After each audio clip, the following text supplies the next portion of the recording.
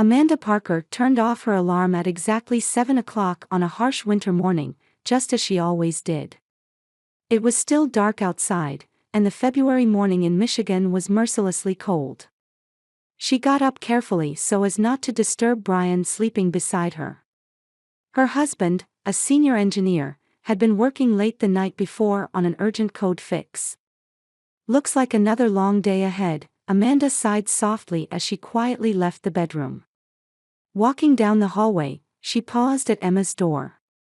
She gently opened it to check on her daughter's sleeping face.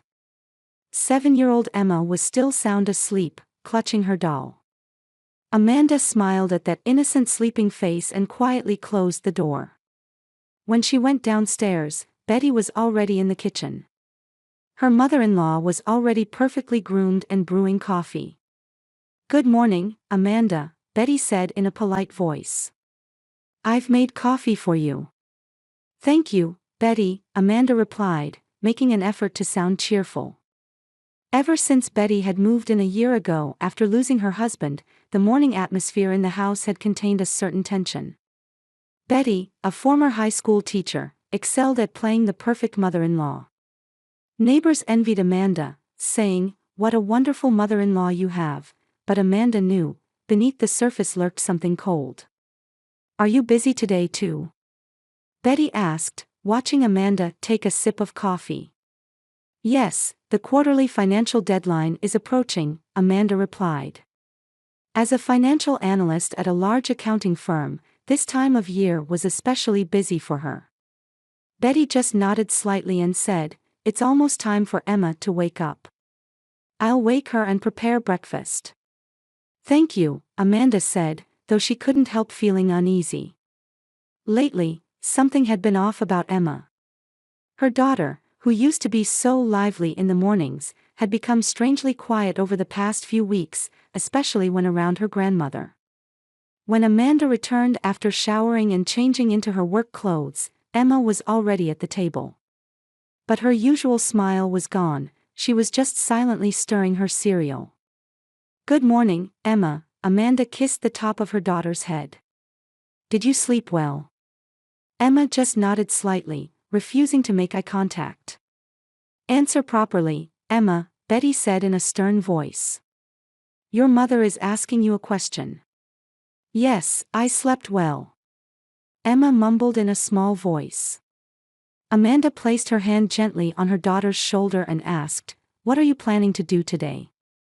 Anything fun happening at school?" Emma just shrugged her shoulders. "Emma, fix your posture," Betty admonished. "Shrugging like that isn't ladylike." Amanda suppressed the urge to talk back. She wanted to avoid confrontation with her mother-in-law and didn't want to start an argument in the morning. Instead, she turned back to Emma and said gently, "That's okay. You can tell me about school at dinner time." On her way to the front door after finishing her preparations for work, Amanda paused briefly and looked into the living room. Betty was brushing Emma's hair with a stern expression. Emma's face was tense and stiff. Amanda felt a pain in her chest. "I'm heading out," Amanda said to both of them. "Have a good day," Betty responded with a perfect smile. Emma just waved her small hand. There seemed to be something she wanted to say in her eyes, but she remained silent. As soon as she arrived at the office, Amanda was engulfed in waves of work. Numbers, reports, meetings. Even so, in the back of her mind, she was worried about Emma. During her lunch break, she was having lunch with her colleague Carol in the company cafeteria. "Emma's been acting strange lately," Amanda confided while poking at her salad. "She used to be so energetic, but now she's become withdrawn."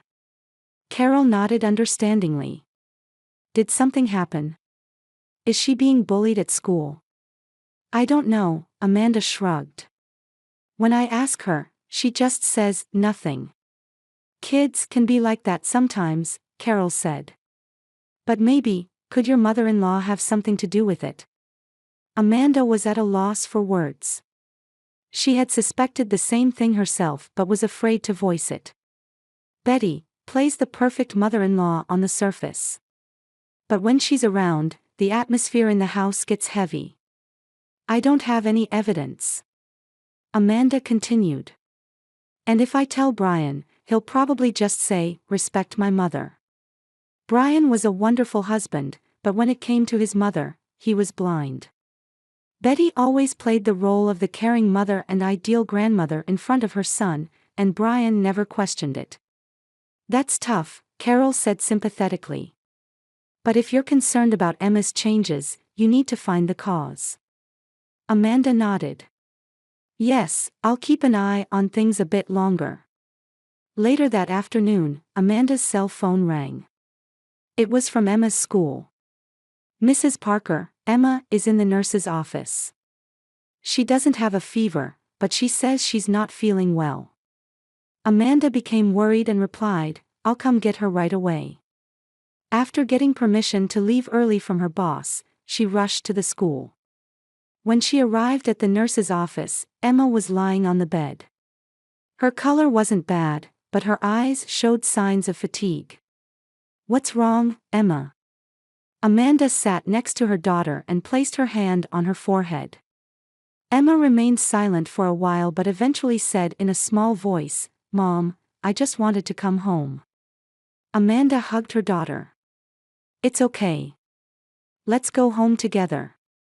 In the car, Amanda asked Emma again. Is there something worrying you? Did something happen at school? Emma shook her head. No. At home, perhaps. Amanda chose her words carefully. Did something happen with Grandma? A momentary flash of fear appeared in Emma's eyes but quickly disappeared. No. I'm just tired. Amanda didn't pursue it further, but in her heart, she was determined. She would definitely find out what Emma was afraid of. When they arrived home, Betty greeted them with a concerned expression. Oh my, what happened? Are you all right, Emma? She just seems tired, Amanda answered. I'll let her rest in her room. Betty nodded and said, yes, let her rest. I'll bring some tea. That night, after Brian returned home, Amanda tried to share her concerns with her husband. Brian, don't you think Emma's been acting strange lately? She's become quieter than before. Brian shrugged tiredly. Isn't it just growing pains? Kids change. But she seems especially tense around your mother, Amanda said. Brian frowned.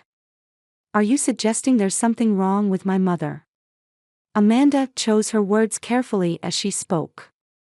No, I'm just worried that Emma seems to have something she can't talk about.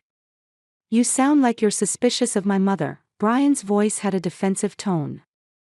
Mom loves Emma, she's just strict. She's from an older generation. Amanda stopped pushing. It seemed better to avoid an argument tonight. You're right, maybe I'm just overthinking things. On a weekday morning, Amanda, who had turned off her alarm at the usual time, was hurriedly getting dressed. She had an important presentation today and was focused on preparation. However, a small cry from Emma's room made her stop in her tracks. Emma. Amanda opened the door and peered in. On the bed, Emma was holding one of her ears, her face contorted. What's wrong? Amanda rushed to Emma's side and placed her hand on her forehead. She didn't seem to have a fever. Mom, my ear feels strange, it hurts, Emma said tearfully. Amanda grew concerned and carefully examined Emma's ear, but couldn't see anything unusual from the outside. However, it was clear from the way her daughter winced in pain that something was not right. How much does it hurt? Amanda asked gently. It hurts a lot, inside. Emma answered in a small voice. Amanda made an immediate decision. I understand. I'm going to take the day off work, and we'll go see a doctor. She quickly took out her phone and contacted her boss. Fortunately, her understanding boss said, family comes first, and agreed to reschedule the presentation for another day. Next, Amanda called the reputable Hopkins ENT clinic in town and was able to get an emergency appointment. "It's going to be okay, Emma. We'll see a doctor right away," Amanda tried to reassure her daughter. Brian had already left for work, and Betty was preparing breakfast. When Amanda explained the situation, Betty looked surprised for a moment but quickly put on a concerned face. "Oh my, that's terrible." "Of course, I'll come with you," Betty said. "Thank you, but it's fine." "I'll take her," Amanda politely declined. For some reason, she felt reluctant to have Betty with them in this situation. Betty slightly furrowed her brow but quickly softened her expression. "I see, all right. But let me know if anything happens." In the car heading to the clinic, Amanda and Emma were unusually silent. Normally, Emma would sing songs or ask questions about the scenery outside, but today was different. She just silently looked out the window. Amanda occasionally glanced at her daughter through the rearview mirror, her heart clenching at the anxious expression on her face. "Emma, is there anything you want to tell me?" Amanda asked gently. Emma just shook her head slightly. When they arrived at the clinic, the waiting room was relatively empty. After checking in and filling out the necessary forms, Emma's name was called almost immediately. "Emma Parker," the nurse called out cheerfully. After being shown to the examination room, Dr. Rogers soon entered. In his mid-50s, Dr. Rogers was known for his mild demeanor and gentle manner, making him particularly popular with children. "Hello, Emma. What seems to be the problem?" Dr. Rogers asked kindly. "My ear hurts," Emma replied in a small voice. "How much does it hurt? When did it start?" The doctor continued his questions calmly. "Since last night." Emma hesitated, glancing briefly at Amanda. "But it got really painful this morning."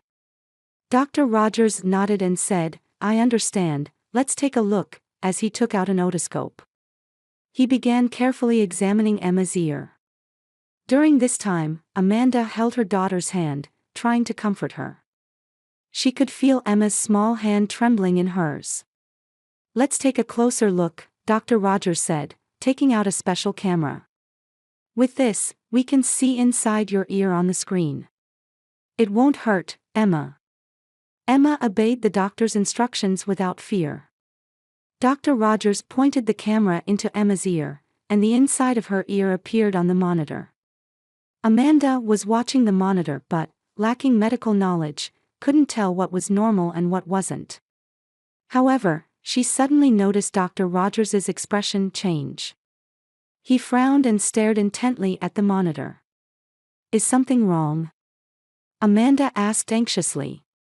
Dr. Rogers hesitated for a moment before saying, "Mrs. Parker, could you come over here? There's something I'd like you to see." Amanda, trying to remain calm despite her agitation, told Emma, "I'll be right back," and stood beside the doctor. "Look at this," Dr. Rogers pointed at the monitor. On the monitor, a metallic-looking object was visible deep in Emma's ear. Upon closer inspection, it appeared to be a fragment of an earring. "What is that?" Amanda asked in confusion. Various questions swirled in her mind. How did a piece of an earring get inside Emma's ear? There's a piece of an earring embedded in her ear. Moreover, Dr. Rogers lowered his voice and continued, "This is not in a position where it could have naturally entered. It's highly likely someone deliberately inserted it." Amanda was shocked into silence. A mixture of anger and fear welled up inside her. "No way," she said in a hoarse voice. "Mrs. Parker, we need to approach this situation carefully," Dr. Rogers said, maintaining professional composure. "Has Emma shown any other changes in behavior recently?" Amanda remembered the recent changes in Emma's behavior and felt a tightness in her chest. Her becoming withdrawn, her tension especially when her grandmother was around, it all started to make sense. "Actually, she's become more withdrawn lately." Amanda hesitated. She seems especially anxious when her grandmother is around. Dr. Rogers looked at Amanda with a serious expression. Mrs. Parker, I have a duty to report this. This is, potentially child abuse. Various thoughts whirled in Amanda's mind. Betty, doing this to Emma. She didn't want to believe it, but the evidence was right in front of her eyes. She looked at Emma with trembling hands. Emma was sitting on the bed, watching her mother with an anxious face. Emma, how did this get in your ear? Amanda asked gently. She tried to be as non-threatening as possible. Emma remained silent, shaking her head fearfully. The color of fear was evident in her eyes. Did someone put this in your ear? Amanda asked again. Emma, Mommy won't be angry, please tell me the truth. Emma began to cry and said in a small voice, I can't say. I'll get in trouble. I'm scared. Those words nearly broke Amanda's heart. Dr. Rogers said, let's remove the foreign object first, and carefully extracted the fragment of the earring. He placed the small metal piece on a tray and then checked the condition of Emma's ear. Fortunately, there doesn't appear to be any serious damage. However, there are signs of a mild infection, so I'll prescribe antibiotics, Dr. Rogers explained. After the examination, while Emma was with a nurse getting her medication, Dr. Rogers spoke privately with Amanda. Mrs. Parker, this situation is serious. I have a duty to report it to Child Protective Services, but first, you need to understand what's happening in your home. Amanda nodded. I understand, thank you. I'll get to the bottom of this. Before leaving the examination room, Dr. Rogers told Amanda, this needs to be thoroughly investigated. The child's safety comes first. With her mind in turmoil, Amanda tightly held Emma's hand. As the two left the clinic, their expressions were grave, foreboding the difficulties that lay ahead. In the car on the way home from the clinic, Amanda tried to talk with Emma. She carefully chose her words, trying not to frighten her daughter. Emma, can you tell me? How did that piece of metal get in your ear? Amanda asked gently, glancing at Emma through the rearview mirror. Emma remained silent, staring out the window.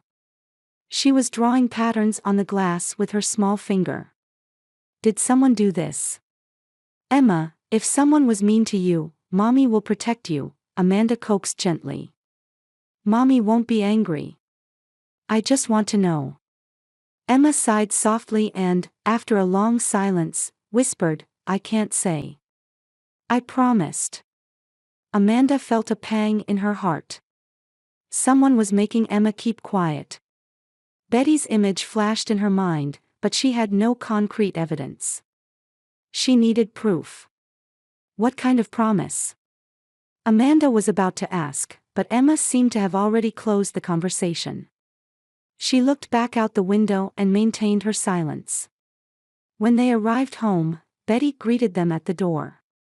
With perfectly groomed hair and clothes, she wore a concerned expression.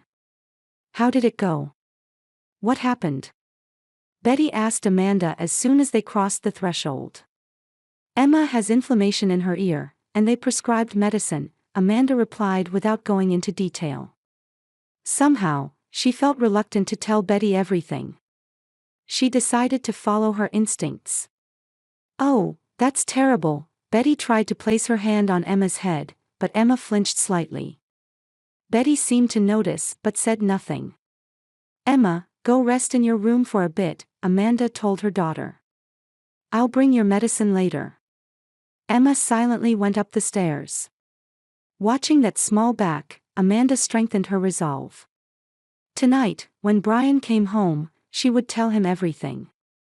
That night, when Brian returned home, Amanda called him into the study and told him in detail about what was found in Emma's ear and the doctor's assessment. You're joking, right? Brian said with an expression of disbelief. Someone deliberately putting a fragment of an earring in Emma's ear, that's impossible. That's what the doctor diagnosed, Amanda replied quietly but firmly. Based on the condition of Emma's ear, it wasn't in a position where it could have entered naturally. But who would? Brian started to say, then stopped. A look of understanding dawned in his eyes. You're not suspecting my mother, are you? Amanda exhaled deeply.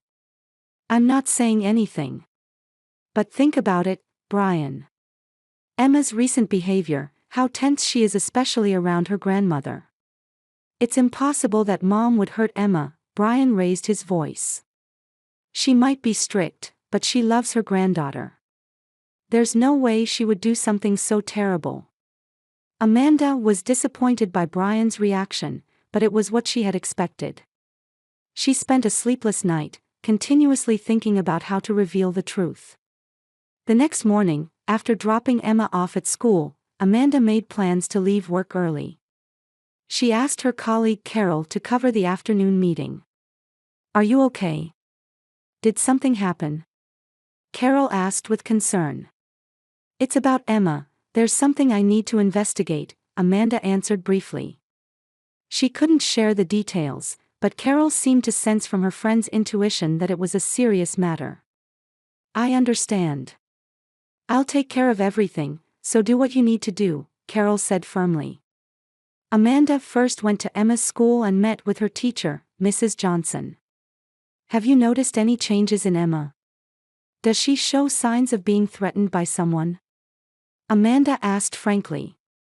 Mrs. Johnson frowned and thought for a moment. Nothing particularly concerning. She just seems a bit quieter recently. She used to actively raise her hand in class, but that has decreased over the past few weeks. What about her friendships? Amanda inquired further. Those seem unchanged. She still plays normally with other children during breaks, the teacher answered. The information from the school was limited. Amanda next visited Emma's pediatrician to check her recent medical records. There were no abnormalities, but there was a note about introverted tendencies in the recent examination record. Emma used to be a very sociable and active child, but recently she's become a bit introverted, the doctor said. It happens sometimes. However, if it continues, you might want to consult a child psychologist. Amanda followed that suggestion and made an appointment with Dr. Kim, a well-respected child psychologist in the area. She decided to take Emma there directly after school. In Dr. Kim's warm office, Emma was initially tense but soon seemed to adjust to the environment filled with toys and picture books. Emma, you can talk about anything here, Dr. Kim said kindly. I'll keep your secrets. However, even in front of the specialist, Emma remained tight-lipped. She answered simple questions but froze when asked about home or her grandmother. After the session, Dr. Kim told Amanda, we need time to build trust. It's difficult in just one session. But there's something that seems to be frightening her. Amanda resolved to observe the situation at home more closely. She decided to focus particularly on the relationship between Betty and Emma. On the surface, Betty always treated her granddaughter kindly. But what Amanda noticed was the subtle change in Betty's attitude when she was present versus when she was absent. When Amanda was nearby, Betty would gently remind Emma to use please and thank you. However, when Amanda returned from the kitchen, she sometimes found Emma looking anxious. It was clear something was happening, but there was no evidence. Amanda checked her work schedule, wanting to know more about times when she was away from home. Especially Wednesday afternoons, when she regularly went out. During those times, Betty and Emma were alone together. One Wednesday, Amanda made a bold plan. She asked Carol to cover her phone calls during lunch and decided to return home unannounced. She told her colleagues she was going to a lunch meeting with a client and left the office. Amanda, if something serious is happening, you might need help, Carol said worriedly. I'll be fine. I need evidence first, Amanda replied with determination. Amanda parked her car a little distance away and quietly approached the house. She thought what she was doing might be a bit excessive, but Emma's safety was her top priority. When Amanda quietly opened the door, she heard Betty's angry voice from the second floor. It was completely different from her usual gentle tone, cold and harsh. "You know what happens when you don't listen. I'll tell you once more, this is how a lady sits." A chill ran down Amanda's spine. She quietly climbed the stairs and stopped in front of Emma's room. She could hear Emma crying from inside. "Crying won't help. I'm doing this for your own good. If you don't listen, I'll put something in your ear again."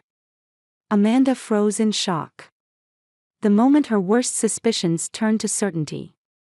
Betty had put the fragment of the earring in Emma's ear. Anger and fear threatened to explode within her. She forcefully opened the door and entered the room. Betty was standing in front of Emma, holding an earring in her hand. Emma was trembling with fear, tears streaming down her face. "What are you doing?" Amanda's voice shook with anger. Betty turned around in surprise and immediately changed her demeanor. The speed of this change made Amanda shudder. "Oh, Amanda. I was just teaching Emma proper etiquette." Betty regained her composure and put the earring back in her own ear. "I told you about the earring fragment found in her ear. You put it there, didn't you?" Amanda asked in a quiet but barely contained voice.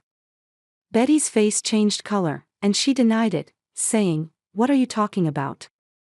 I would never do such a thing." Her eyes showed a flash of fear for a moment, but quickly changed to a defensive expression. Amanda rushed to Emma and embraced her. Emma's small body was trembling. "It's okay now, Emma. Mommy's here." Amanda tried to comfort her daughter. She took out her smartphone from her pocket and activated the recording app. This would be evidence. For Brian, and if necessary, for the authorities. "Emma, can you tell me the truth? Did Grandma put something in your ear?" Emma, through her tears, finally began to speak. "Grandma said she'd punish me if I didn't obey." According to Emma, Betty had been forcing proper ladylike behavior on her for several months, and when she didn't comply, she would receive various punishments. It started with just scolding, but gradually escalated, and recently, when Emma didn't sit properly, part of an earring was inserted into her ear. "It hurt so I cried," then she said if I didn't listen more, she'd push it in deeper. Emma said in a trembling voice. "She said I mustn't tell anyone. If I did, it would make Mommy and Daddy sad." While feeling intense anger, Amanda tried to maintain her composure. She took Emma to another room and said, "Wait here, I'll be right back," before returning to confront Betty. "What you did to Emma is abuse. I want you to leave this house right now," Amanda said resolutely. Betty hardened her attitude. "I'm doing this for her own good. If you coddle her like you do, she'll struggle in the future. Go ahead and tell my son. He understands my parenting methods." Amanda took out her smartphone and started recording. "Then say it again. Tell me that you put the earring in Emma's ear." Betty was momentarily flustered but quickly regained her composure. "Oh, gathering evidence is useless. Brian will never doubt me." "We'll see about that," Amanda said quietly. "Tonight, when Brian comes home, I'll tell him everything. What was found in Emma's ear, and your actions." Betty sneered. "Go ahead. But whose side do you think Brian will take? The mother who raised him? Or the wife who's trying to protect his daughter?" Amanda interrupted. "You don't understand the seriousness of your actions. This could become a legal matter." The color drained from Betty's face. At that moment, Amanda felt she had gained the upper hand. That evening, when Brian returned home, Amanda called him into the study and told him in detail about what was found in Emma's ear and what had happened that day. "You must be joking. Mom would never do such a thing," Brian said in disbelief. "I didn't want to believe it either. But I have a recording." Amanda took out her smartphone and played Betty's voice. The recording included Betty threatening Emma and later admitting that she had used the earring as punishment. Brian lost color in his face and collapsed into a chair. "Is this real?" "Ask Emma yourself," Amanda said quietly. Brian went to Emma's room and talked with his daughter for a long time. When he returned, his face was hardened with sadness and anger. "I need to talk to Mother," he said with resolve. Brian knocked on the door of Betty's room. Amanda insisted on being present, and the three faced each other. "Mom, I need you to explain about the earring fragment found in Emma's ear," Brian said with a serious expression. Betty acted like a different person in front of her son, tearfully denying it. "You're doubting me too." "I only thought of Emma." "I heard the recording, Mom," Brian said quietly. Betty's expression changed completely. She fell silent, and eventually her attitude became defensive. "That child needed discipline. You two are too lenient. In my day. This has nothing to do with the times." Brian raised his voice, which was unusual for him. "There's no justification for hurting a child. Especially your own granddaughter." A heated argument broke out between Betty and Brian. Betty tried to justify her actions, and Brian expressed deep disappointment in his mother's behavior. "I respected you. But to do something like this." Brian held his head in his hands. Amanda calmly intervened. "Betty, your actions constitute abuse. This could potentially become a legal issue." Betty panicked. "Legal? You're not planning to call the police, are you?" "That depends on you," Amanda replied firmly. "Emma's safety is our top priority. As long as you're in this house, Emma isn't safe." Brian exhaled deeply and said, "Mom, I want you to leave by tomorrow." Betty initially resisted but eventually partially admitted to her actions. "I was just being strict. My parents were the same. That's what love is." "That's not love," Brian said sadly. "Love doesn't hurt others. Especially children." Amanda told Betty, "I'll help you find an assisted living facility. But you can't return to this house." Betty finally broke down and cried, "Where will I go?" "We'll figure that out. But right now, Emma's recovery is our top priority," Amanda replied. Before leaving the room, Brian took Amanda's hand and said, "Thank you. For showing me my mother's true face. For protecting Emma." Amanda squeezed her husband's hand back. "We're family. Protecting Emma is only natural."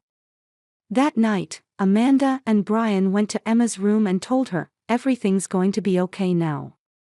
Grandma won't be here for a while." Relief showed in Emma's eyes, and she seemed truly at ease for the first time. "Really? I won't get scolded anymore." "Never again," Amanda assured her. "Mommy and Daddy will always protect you." Brian hugged Emma and said, "Daddy promises too. I won't let anyone hurt you." Emma fell asleep in her parents' arms, feeling secure for the first time in a long while. After leaving their daughter's room, Amanda and Brian sat facing each other in the living room. "I'm sorry, Amanda. For not believing you about my mother," Brian said in a tired voice. "It's not your fault," Amanda said gently. "What's important is from now on. We need to help Emma's wounds heal together." The two quietly shook hands, making a new resolution. To repair their family bonds and create a home where Emma could once again feel safe and smile. 3 months had passed. The harsh Michigan winter had ended, and as spring sunlight streamed through the windows one morning, Amanda stood in the kitchen with a cup of coffee in hand. The calendar had Emma, psychologist session, circled in red. Today would be the 8th session. Betty had moved to an assisted living facility and had begun seeing a psychiatrist as part of family counseling. The diagnosis revealed that Betty herself had grown up in a strict household, which had deeply influenced her views on child rearing. She had received physical punishment in her childhood and believed that was proper discipline. Emma's ear had completely healed, and she was gradually regaining her former bright personality. Weekly sessions with the child psychologist were helping to heal her emotional wounds. She had suffered from nightmares at first, but recently the night crying had decreased. "Mom, I'm taking a sandwich today." Emma ran to the breakfast table and said energetically. The sparkle had returned to her eyes as she talked about her school field trip. "Okay, I'll put in whatever you like," Amanda replied, gently stroking her daughter's hair. Amanda and Brian's relationship had also changed. Overcoming this crisis had strengthened their bond. Brian had deeply reflected on his mother's actions and now showed trust and gratitude toward Amanda. "If you hadn't come home early that day," Brian often said, "what matters is that we're here now." "That Emma is safe and happy," Amanda always replied. Brian had adjusted his work schedule to spend more time with his family. Following professional advice, he consciously created one-on-one time with Emma to rebuild their trust. Saturday morning walks in the park had become their special time together. On the weekend, they went for a family picnic. The local lakeside park was adorned with spring flowers and bustling with many families. Emma laughed heartily and ran around, something she hadn't done in a long time. "Mom, look." Emma came running with a bouquet of flowers. "Aren't they pretty?" Amanda hugged her daughter and said, "They're beautiful." At that moment, she felt everything was moving in the right direction. Meanwhile, Betty was gradually adapting to life in the facility. She was slowly beginning to understand the gravity of what she had done and was confronting herself through counseling. On the wall of her room hung a picture drawn by Emma. Brian had brought it the previous week. "Will Emma ever forgive me?" Betty asked her counselor. There was regret in her eyes. "Rebuilding trust takes time. But your willingness to change is an important first step," the counselor replied. Betty began writing letters to Emma and Brian. Finding words of apology was difficult, but this was the beginning of her atonement. She paused her writing and gazed out the window. While trying to understand her past actions, she also felt the difficulty of forgiving herself. Amanda didn't harbor resentment toward Betty. After the anger came a desire to understand. She herself sometimes felt the challenges of parenting. The difference was that Amanda sought help and tried to learn. "Someday, if Emma says she's okay with seeing her grandmother, we'll consider it then," Amanda told Brian. They were lying in bed, sharing the end of their day. Brian nodded and replied, "I hope that day comes." He was still in the process of repairing his relationship with his mother. Weekly phone calls and monthly visits were the beginning of their new relationship. That night, as Amanda watched Emma's sleeping face, she thought about their family's journey. They had just begun the long process of repairing damaged relationships, but they were becoming a stronger family that respected each other more than before. And most importantly, Emma could once again feel safe and smile. The next morning, when Amanda woke up, Emma was standing beside her bed. "Good morning, Mom," Emma said brightly. "I'm thinking of writing a letter to Grandma today. Is that okay?" Amanda was surprised but touched by her daughter's strength. "Of course. That's a wonderful idea. Grandma did wrong things, but the teacher said everyone makes mistakes," Emma said with a serious expression. "I'm still angry, but if Grandma changes, I think I might be okay with seeing her someday." As Amanda hugged her daughter, she felt Emma's small hands awkwardly patting her back. Tears welled up in her eyes. The healing journey had just begun, but the light of hope was definitely there.